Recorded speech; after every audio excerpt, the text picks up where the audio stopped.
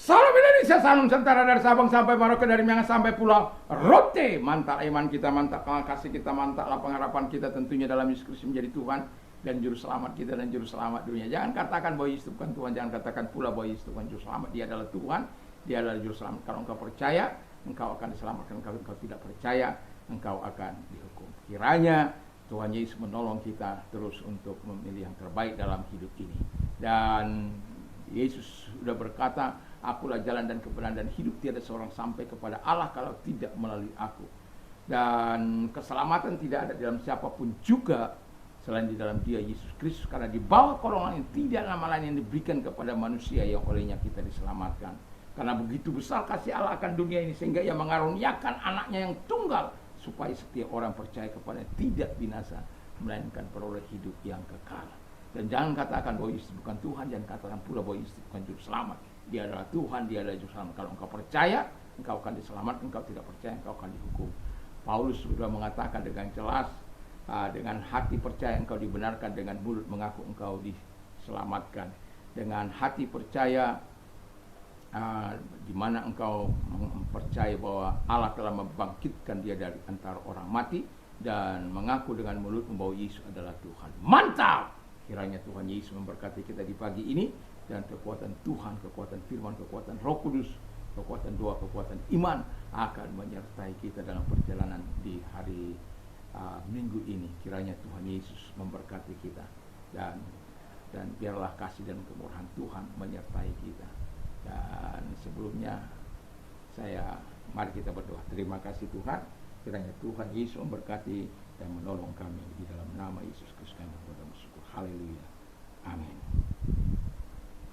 Saya akan membacakan Kisah Rasul 13 ayat yang ke-43 sampai dengan 48. Demikian bunyi firman Allah, setelah selesai ibadah, banyak orang Yahudi dan penganut agama Yahudi yang takut akan Allah mengikuti Paulus dan Barnabas. Kedua rasul itu mengajar mereka dan menasihati mereka supaya tetap hidup di jalan kasih karunia Allah.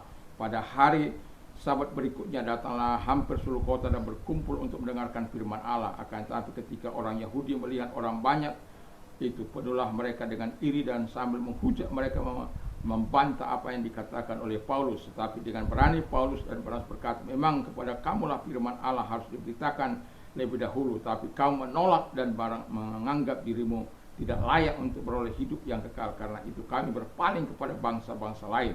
47.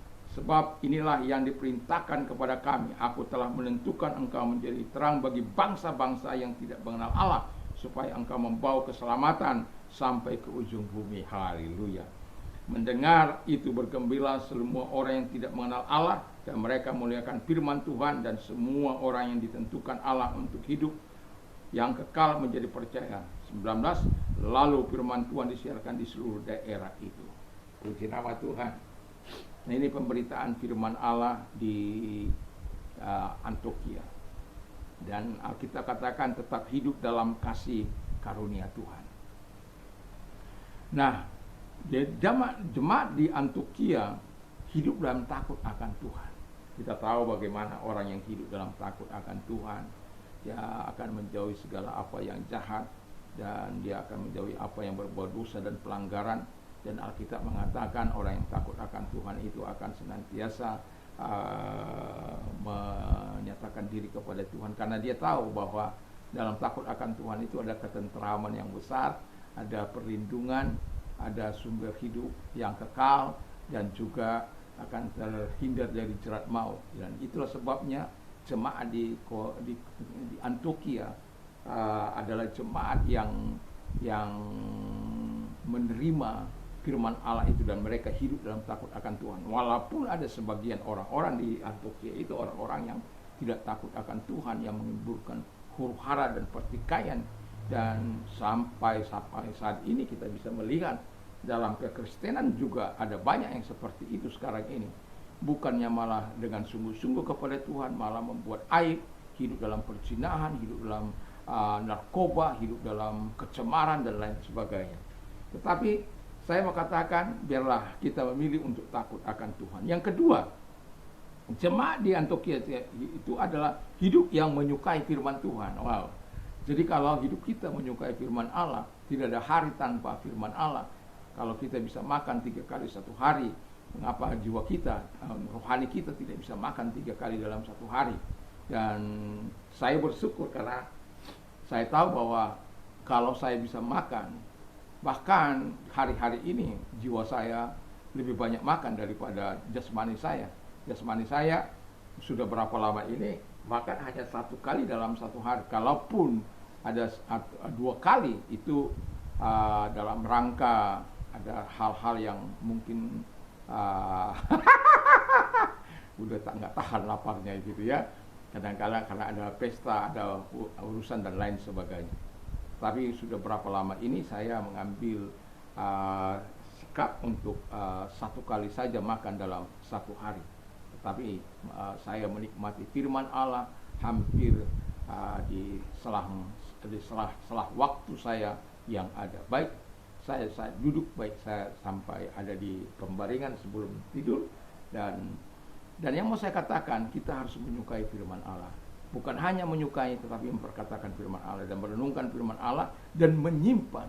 How can a young man keep his way pure by living according to your word? Bagaimanakah seorang mempertahankan kelakuannya bersih dengan melakukan sesuai dengan hidup sesuai dengan firman. Your word is a lamp unto my feet and a light for my feet. Jadi firman adalah pelita bagi terang bagi jalan. Jadi firman Allah itu harus menjadi kesukaan kita.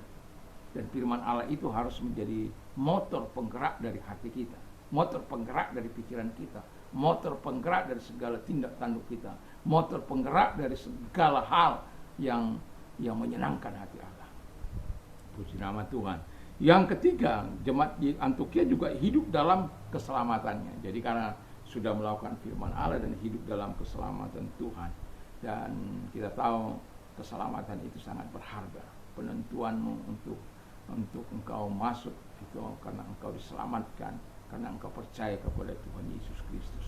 Dan kemudian ya keselamatan itu akan membawa engkau kepada hidup yang kekal yang keempat. Jadi jemaat di Antioquia itu hidup dalam keselamatannya, keselamatan di dalam Yesus Kristus, dan juga mereka menerima hidup yang kekal. Karena itu dari pembacaan yang kita baca di dalam Kisah Rasul 13 ayat 43 sampai dengan 49. Jadi mari kita mencintai firman Allah, mari kita hidup dalam keselamatan yang sudah kita peroleh dan terus kita jaga, dan jangan kita sampai lupa bahwa keselamatan dan hidup yang kekal itu hanya ada pada Yesus Kristus. Dan kalau kita mau menikmati kasih karunia yang dari Tuhan itu, maka keselamatan yang dari Tuhan itu kita harus hidup sebagaimana firman Allah yang saya sering katakan, karena begitu besar kasih Allah akan dunia ini sehingga ia mengaruniakan anak yang tunggal supaya setiap orang percaya tidak binasa melainkan hidup yang kekal.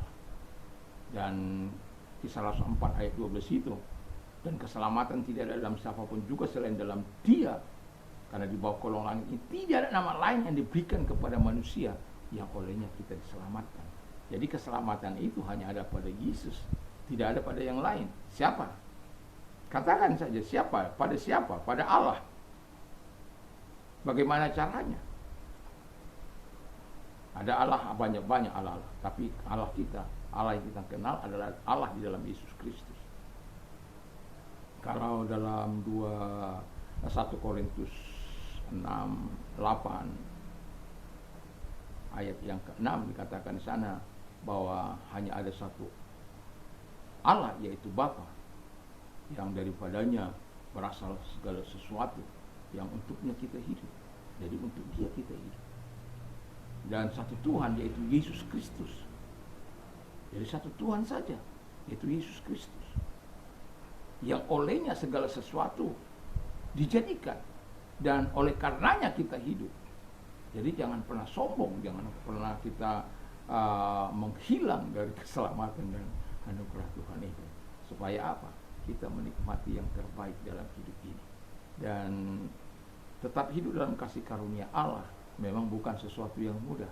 Tetapi Tuhan akan memampukan kita terus berjalan sebagaimana yang seperti jemaat di Antioquia dapat hidup dalam takut akan Tuhan, hidup menyukai firman Allah, hidup dalam keselamatan, hidup dalam hidup yang kekal. Wow. Artinya, ataupun kalau Yesus katakan, akulah kebangkitan, barang siapa percaya kepadaku, walaupun dia sudah mati, dia akan dibangkitkan, dia akan hidup. Haleluya, puji nama Tuhan. Jadi saya tidak panjang lebarkan firman Allah, biarlah kita tetap hidup dalam kasih karunia Allah. Mari kita tunduk kepala dan kita berdoa. Terima kasih Tuhan, dalam nama Tuhan Yesus kami mau tetap hidup dalam kasih karunia, dalam nama Yesus. Dan kami juga berdoa bagi mereka yang sakit, apapun sakit penyakitmu, kalau engkau percaya, mari angkat kedua belah tanganmu, kita berdoa dalam nama Tuhan Yesus Kristus. Segala sakit penyakit yang mereka derita Bapa di surga, aku perintah keluar, dan oleh bilur-bilur daripada Tuhan Yesus mereka sembuh, oleh kuasa mereka sembuh dalam nama Yesus. Dan kami juga berdoa Bapa kepada mereka-mereka yang mengalami masalah dalam hidup mereka, kiranya Tuhan terus menolong mereka, memberkati mereka, dan menjauhkan segala kesulitan-kesulitan, dan menolong mereka, memberikan solusi, sehingga kemuliaan diberikan kepada Bapa di surga dalam nama Yesus. Haleluya, amin. Kiranya Tuhan Yesus memberkati kita di hari Minggu ini, dan damai sejahtera Allah yang melampaui segala akal akan melihara hati dan pikiran kita mulai saat ini sampai selama-lamanya. Mantap, mantap.